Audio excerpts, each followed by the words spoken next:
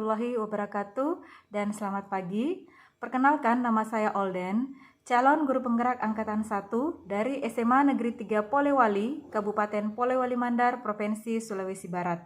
Pada kesempatan ini, saya akan mencoba mempraktekkan pembelajaran yang menerapkan kompetensi sosial emosional, di mana praktek ini juga merupakan aksi nyata dari tugas modul 22, yakni pembelajaran sosial emosional dalam program pendidikan guru penggerak yang diadakan oleh Kementerian Pendidikan dan Kebudayaan tahun 2020.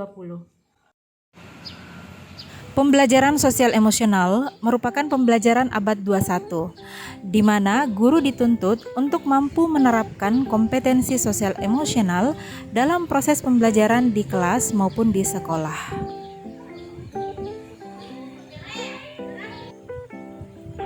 Terdapat 5 kompetensi sosial emosional yang harus dimiliki oleh setiap murid, yakni kesadaran diri, kesadaran sosial, pengelolaan diri, kemampuan berinteraksi sosial atau resiliensi, dan pengambilan keputusan yang bertanggung jawab. Kelima kompetensi tersebut berkaitan erat dengan kesadaran penuh atau mindfulness. Nah, kesadaran penuh atau mindfulness dapat diterapkan dalam proses pembelajaran dengan menggunakan teknik stop.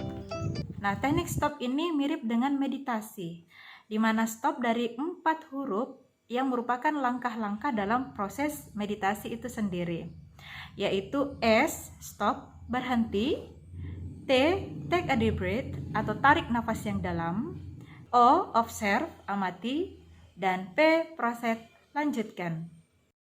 Nah, berikut ini video contoh pembelajaran yang menerapkan kompetensi sosial emosional, di mana pada kegiatan pendahuluan saya menerapkan kesadaran penuh atau mindfulness dengan latihan teknik stop. Lalu pada kegiatan inti saya menerapkan kompetensi interaksi sosial atau resiliensi dengan teknik role play. Bismillahirrahmanirrahim. Assalamualaikum warahmatullahi wabarakatuh dan selamat pagi. Waalaikumsalam warahmatullahi wabarakatuh. Pagi, Bu. Oke, apa kabar semua? Alhamdulillah baik, Bu. Sehat ya? Sehat, Bu. Oke, baik, sebelum kita mulai pembelajaran kita hari ini, bisa satu orang pimpin kita dalam doa? Ya, Bu. Oke, silakan. Sebelum kita memulai pembelajaran kita pada pagi hari ini, langkah baiknya kita berdoa bersama-sama sesuai agama dan kepercayaan kita masing-masing. Berdoa dimulai. Doa selesai. Baik, pada pertemuan pada pekan ini kita akan memulai pelajaran kita dengan melakukan kesadaran penuh atau mindfulness dengan melakukan teknik stop. Sudah pernah dengar teknik ini? Belum pernah ya? Oke, kalau begitu kita akan lakukan bersama-sama. Nah, sebelum kita lakukan, Ibu mau mencoba menjelaskan sedikit tentang teknik stop ini. Nah, teknik stop ini tujuannya adalah untuk membangkitkan kesadaran penuh kita sebelum kita memasuki pembelajaran. Tujuannya adalah untuk mempersiapkan diri kalian baik secara fisik maupun mental. Nah, teknik stop ini hampir mirip dengan meditasi ya. Stop itu dari 4 huruf, di mana S itu adalah stop atau berhenti. Kalian akan berhenti meninggalkan semua aktivitas kalian. Kemudian kita masuk di tahap kedua yaitu T, take a deep breath atau tarik nafas yang dalam. Oke, kalian akan melakukan ini sebanyak 2-3 kali. Kemudian tahap ketiga yaitu O atau observe, amati. Nanti kalian akan dalam perenungan itu kalian akan mengamati semua permasalahan hidup kalian, baik itu di rumah bersama teman ataupun saat tugas-tugas yang diberikan oleh guru, dan kalian mencoba menarik diri ke belakang dan melihat semua permasalahan itu dan mencoba mengambil hikmah atau mengambil sisi positifnya ya. Kemudian kita terakhir yaitu P, proses atau lanjutkan. Setelah itu baru kita masuk kembali ke proses pembelajaran kita. Oke, bisa dipaham? Iya, Bu. Kita masuk ke latihan teknik stop ya. Nah, pertama yang kita lakukan adalah S, berhenti. Tinggalkan semua aktivitas kita. Kemudian kalian duduk dengan mengambil posisi yang nyaman, yang senyaman-nyamannya menurut kalian ya. Termasuk mungkin tangannya mau diletakkan di mana supaya kalian merasa lebih enjoy. Ayo ambil posisi, kita ambil posisi ya, lebih enjoy. Boleh seperti bermeditasi, tidak apa-apa karena memang ini adalah bentuk dari meditasi. Sudah? Boleh bahunya direnggang-renggangkan, tidak apa-apa. Oke, tidak apa-apa ya, supaya lebih santai, lebih rileks. Oke, siap. Nah, kita melangkah ke tahap kedua. Take a deep breath atau tarik nafas yang panjang. Ibu akan pandu, diikuti instruksinya. Oke? Silahkan menarik nafas yang dalam sebanyak-banyaknya. 1, 2, 3. Tahan. 1, 2, 3, 4, 5, 6, 7, 8. Hembuskan lewat mulut perlahan-lahan.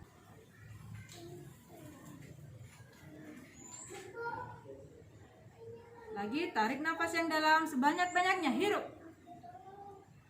Tahan. 1, 2, 3, 4, 5, 6, 7, 8, 9, 10. Hembuskan lewat mulut. Oke. Sekali lagi tarik nafas yang dalam. 1, 2, 3. Tahan. 1, 2, 3, 4, 5, 6, 7, 8, 9, 10. Hembuskan lewat mulut perlahan-lahan. Oke, tutup matanya. Sekarang kita masuk ke tahap yang ketiga, yaitu observe amati. Silahkan kalian seolah-olah menarik diri kalian ke belakang, 1 langkah atau 2 langkah ke belakang, mencoba melihat apa yang terjadi dalam kehidupan kalian sehari-hari, di dalam keluarga. Apa permasalahan yang kalian hadapi? Seperti apa keluarga kalian? Bagaimana kehidupan keluarga kalian sehari-hari?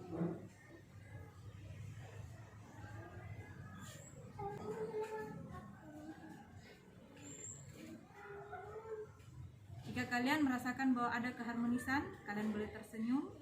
Kalian bisa mengambil hikmah dan pelajaran dari itu. Apa sisi positif dari itu semua?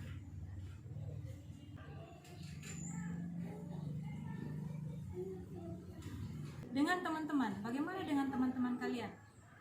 Dalam pergaulan kalian bersama mereka sehari-hari, apakah itu di rumah, di sekolah? Bagaimana keakraban kalian dengan teman-teman? Apakah itu membuat kalian senang, bahagia? Apa hikmah yang kalian bisa ambil dari?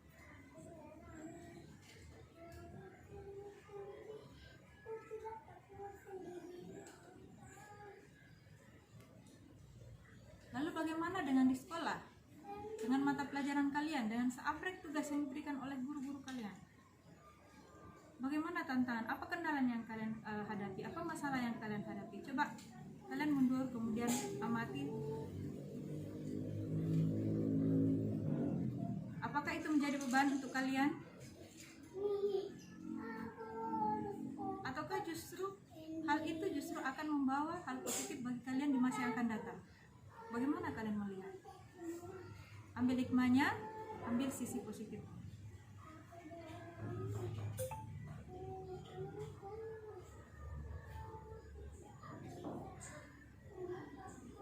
Oke, persiapkan diri kalian. Kalian mengatakan dalam hati bahwa kalian siap menghadapi semua kendala itu dengan mengambil hikmah, berbesar hati, dan mempersiapkan diri untuk melangkah lebih baik ke depan.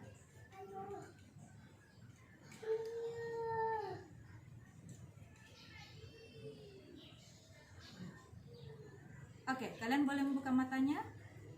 Dan kita sampai ke tahap yang terakhir, yaitu P, proses. Mari kita lanjutkan. Oke? Kita tepuk tangan dulu. Luar biasa ya.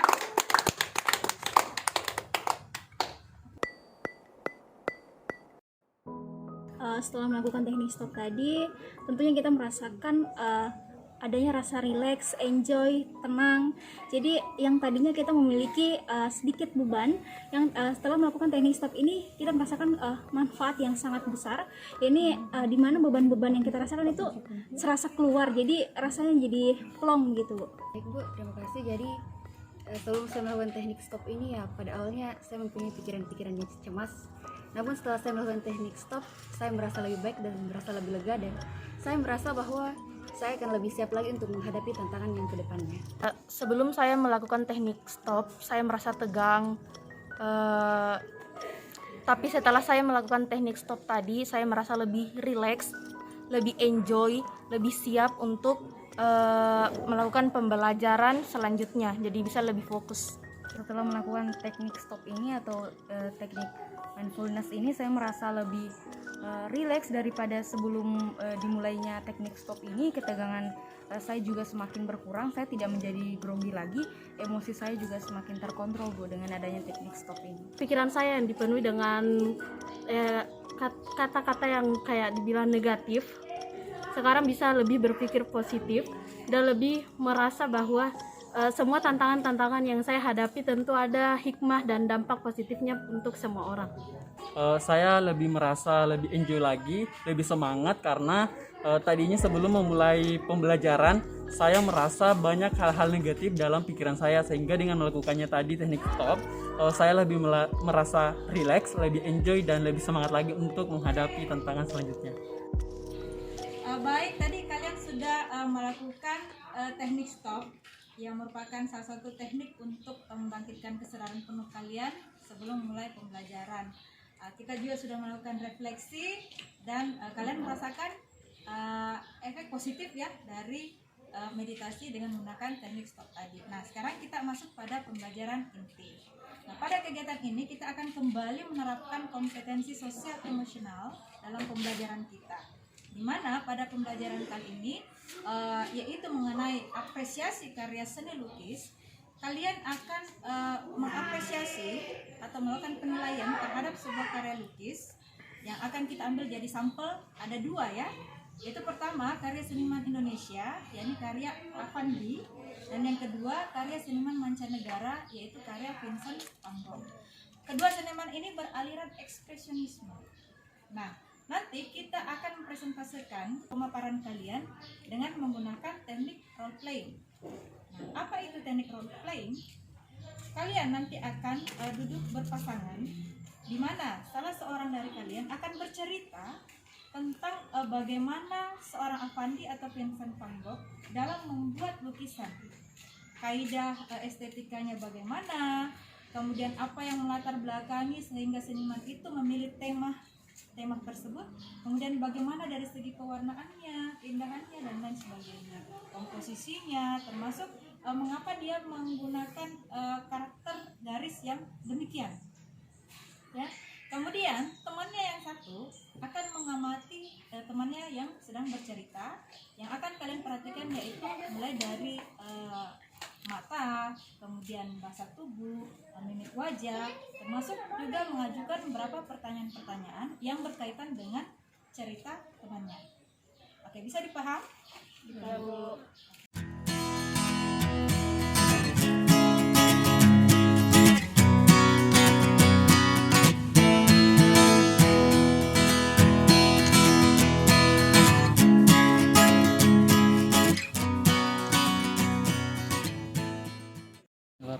Assalamualaikum warahmatullahi wabarakatuh. Jadi di sini saya akan menjelaskan lukisan salah satu seniman Indonesia, yakni Avandi Kusuma. Jadi Avandi Kusuma ini lahir pada tahun 1907 di Cirebon, Jawa Barat, di mana ia melukis sebuah lukisan yang berjudul Potret Diri dan Topeng-Topeng Kehidupan. Nah, di sini saya akan menjelaskan lukisannya tersebut, yaitu Potret Diri dan Topeng-Topeng Kehidupan.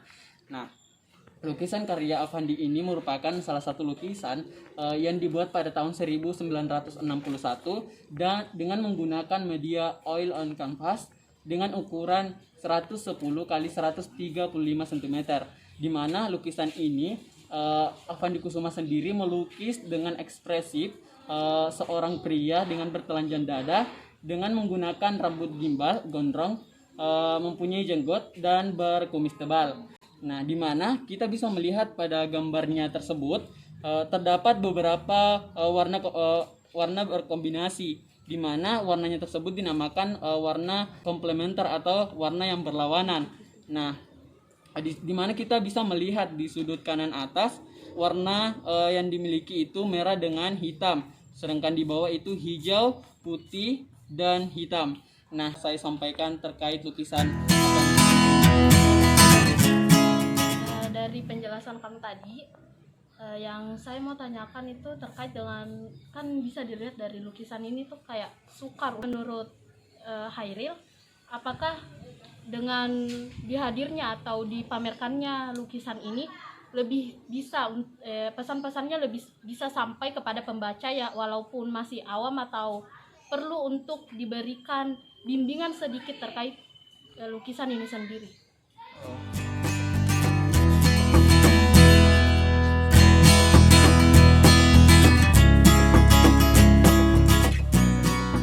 Warahmatullahi wabarakatuh. Di sini saya ingin melakukan apresiasi atau kritik karya seni lukis dari salah satu seniman mancanegara, yaitu Vincent William van Gogh, dengan salah satu karyanya yang berjudul The Starry Night.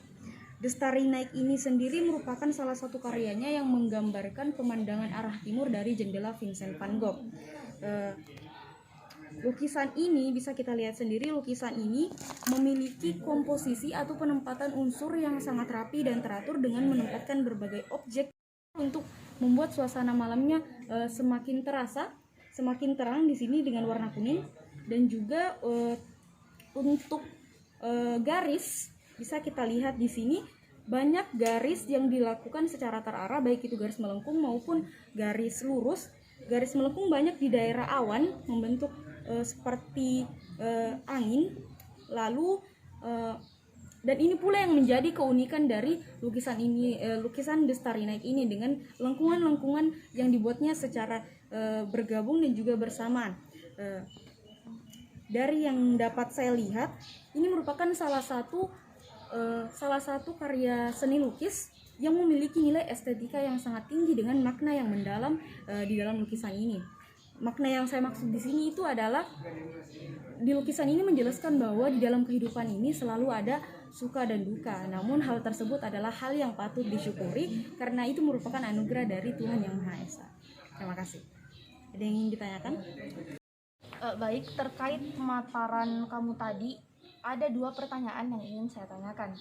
Yang pertama, kapan lukisan tersebut dilukis? Dan yang kedua, di lukisan tersebut terdapat lengkungan-lengkungan di langit. Apa sih sebenarnya makna dari lengkungan-lengkungan tersebut? Terima kasih atas pertanyaannya. Dari pertanyaan pertama tadi, kapan lukisan ini dilukis? Lukisan ini dibuat oleh Vincent William van Gogh pada bulan Juni tahun 1889. Dan terkait pertanyaan kedua, yaitu mengenai gambar lengkungan-lengkungan yang ada di langit, sebenarnya menurut para ahli, hal ini baru-baru diteliti selama lebih dari beberapa tahun.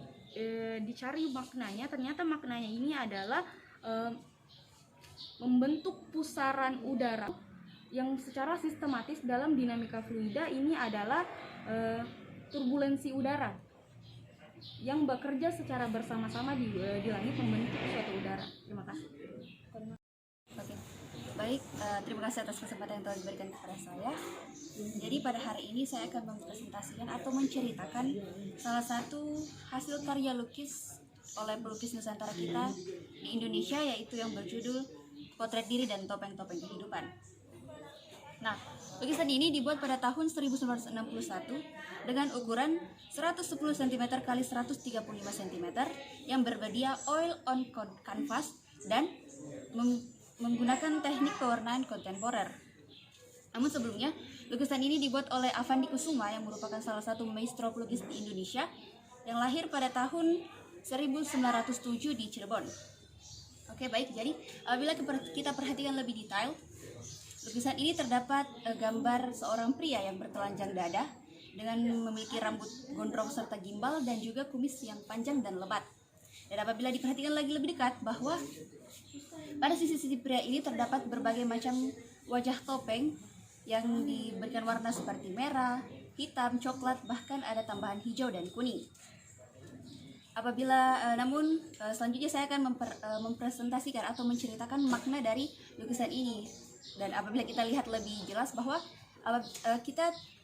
lukisan ini sepertinya abstrak karena agak lebih sulit untuk dipahami. Namun saya akan mencoba untuk menjelaskannya.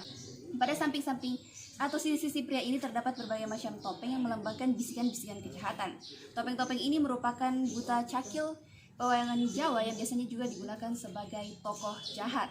Dan juga pada gambar pria ini tidak melambangkan lagi manusia yang murni, melainkan manusia yang sudah ditutupi hati nurani dan kebenarannya Oleh karena itu kita dapat menyimpulkan bahwa dalam masing-masing individu manusia itu tentunya ada bisikan-bisikan jahat, dan pastinya manusia ini terkadang ingin melewati kuadratnya karena hawa nafsu yang dimiliki oleh manusia tersebut. Jadi amanat yang dapat kita simpulkan, kita harus menjaga hati kita kepada Tuhan kita.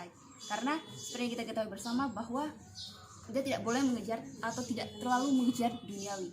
Sekian dan terima kasih. Oke, dari pemaparan Clara tadi, di sini saya ingin mengajukan sebuah pertanyaan. Tentunya kita mengenal Avandi Kusuma ini sebagai pelukis Nusantara terkenal di Indonesia. Jadi tentunya Avandi Kusuma dalam melukis itu memiliki ciri khas tersendiri, seperti halnya aliran seni lukis yang dianut. Nah, pertanyaan saya di sini, aliran yang dianut oleh Avandi Kusuma itu apa? Terima kasih atas pertanyaannya.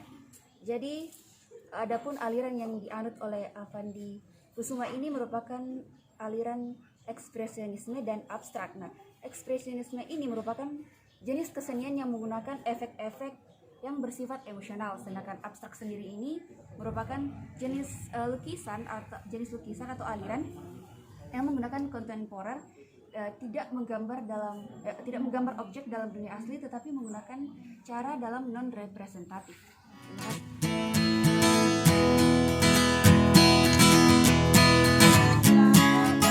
Teknik role playing dalam pembelajaran inti kita tentang apresiasi karya seni lukis. Kalian sudah menerapkan kompetensi sosial emosional dalam kegiatan inti. Nah, semoga apa yang kita lakukan hari ini itu memberi manfaat untuk anak-anakku, terutama dalam teknik stop tadi. Nah, teknik stop tadi itu Ibu anjurkan bisa kalian lakukan di rumah ya. Apakah itu kalian secara pribadi, boleh bersama adik, kakak, ataupun bersama teman-temannya di suatu tempat, itu bisa kalian lakukan. Oke? Nah, baik, sebelum kita tutup pertemuan kita hari ini, bisa satu orang mungkin kita dalam doa. Sebelum kita mengakhiri pertemuan kita pada pagi hari ini, alangkah baiknya kita berdoa bersama-sama sesuai agama dan keyakinan kita masing-masing. Berdoa dimulai.